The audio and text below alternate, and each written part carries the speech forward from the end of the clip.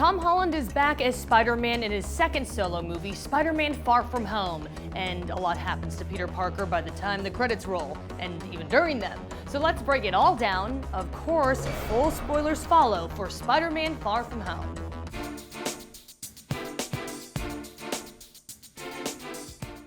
The big climax of the film takes place in London, on and around the famed Tower Bridge, where Jake Gyllenhaal's Mysterio has conjured up another holographic attack, a huge composite of the elementals from earlier in the film. His plan is to make the world think he has defeated the threat, and then he will be seen as the new protector of Earth in the place of the Avengers. Not cool. Spider-Man parachutes from Happy Hogan's Stark Industries jet and launches himself inside the hologram, taking out a chunk of the drones, generating the illusion. After a prolonged battle with Mysterio, who is controlling the drones remotely, Peter uses his Peter Tingle to essentially look through Mysterio's illusions and take out the drones that are protecting him. Along the way, Mysterio catches some stray drone gunfire and seems to be at Peter's mercy as Peter regains control over the Stark weapon system known as Edith that operates the drones. But actually, the villain has one last illusion up his sleeve, as it turns out that Mysterio was actually a fake and the real one tries to shoot Peter in the head at point-blank range. But the Peter Tingle, his spider sense, kicks in and Peter avoids being shot. Mysterio dies soon after, resolute in his belief that the people of the world will believe what they want to believe. We'll get back to that in a second. While Spider-Man is tussling with Mysterio, Zendaya's MJ and Peter's other classmates wind up meeting up with Happy. The plan is to get them to safety in Happy's jet, but it is promptly destroyed, so they have to escape on foot, winding up in the Tower of London Armory where several drones are hunting them down. MJ clobbers one with a mace. Happy unsuccessfully tries to pull a Captain America with a shield, and they all confess their deepest secrets just before the drones stand down at the last minute, thanks to Peter's taking control of Edith again. MJ, still carrying that mace, finds Peter on the bridge and the two finally kiss. It's very cute. Aww. Back home in New York, Peter gets Aunt May and Happy to admit that there's a thing going on between them. But it turns out May has considered it a summer fling, much to Happy's dismay and surprise, and Peter gets out of Dodge, a web he would rather not get tangled up in. Get it?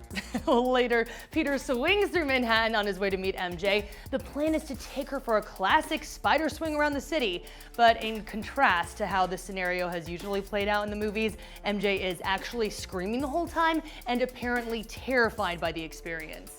I mean, who wouldn't be really? After a colorful credits sequence, the mid-credits cut to Spider-Man and MJ landing back in the middle of the city, where MJ claims she's never doing that again.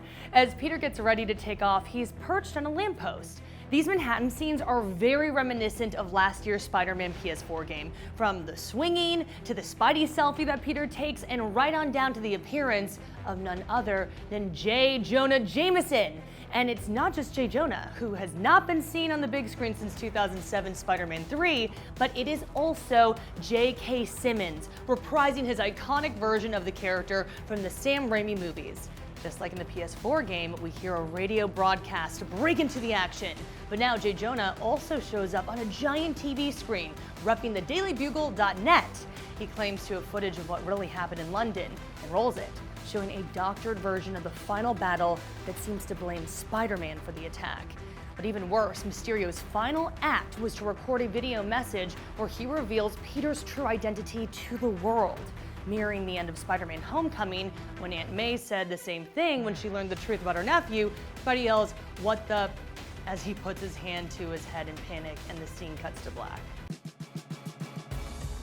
Finally, after the rest of the credits have rolled, one other scene plays out which reveals that Nick Fury and Maria Hill have actually been Skrull imposters the entire movie, all the way from the beginning in Mexico. In fact, it's Talos and Soren, Ben Mendelsohn and Sharon Blind from the Captain Marvel movie, who are now working with Nick Fury. They call Fury to explain to him how things panned out during this week-long adventure, which is to say, not all that well. Although everything ultimately worked out. And we see that Fury is on the beach relaxing as he hangs up on Talos. Or is he? The camera pulls out and it's revealed that the beach is just a hologram, and Nick is actually on some kind of spacecraft, apparently commanding it while various Skrull officers are hard at work. Could this be the MCU beginnings of SWORD, aka the Sentient World Observation and Response Department? Basically, that's the SHIELD type organization in the comics that focuses on threats from outer space, which, considering everything that happened in the first 3 phases of the MCU, that would make a lot of sense. Well, we'll have to wait for Marvel's Phase 4 to find out for sure, but what did you think of the ending? Tell us in the comments section. And do not forget to check out our Spider-Man Far From Home review and our WTF questions about the movie. And as always, be sure to follow and subscribe to IGN wherever you like to watch.